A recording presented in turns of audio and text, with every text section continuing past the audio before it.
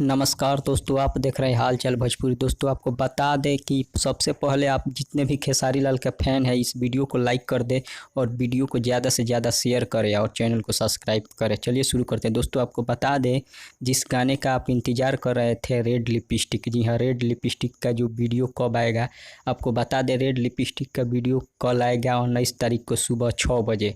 जी हाँ, सुबह 6 बजे इसे रिलीज किया जाएगा स्पीड रिकॉर्ड भोजपुरी चैनल पर, जो कि काफ़ी ज़बरदस्त था। इसका टीजर आ गया है, आप लोग अभी तक नहीं देखे हैं तो जाकर देख सकते हैं। इसका टीजर काफ़ी ज़बरदस्त आया है और वीडियो तो और इससे भी बहुत ज़्यादा ज़बरदस्त होगा। आप लोग जाकर टीजर देख सकते हैं। सबसे पहले जिसे लिखे हैं यादव राज और आर्या शर्मा का म्यूजिक है और खेसारी लाल यादव एक नए अंदाज में इस गाने को गाए हैं।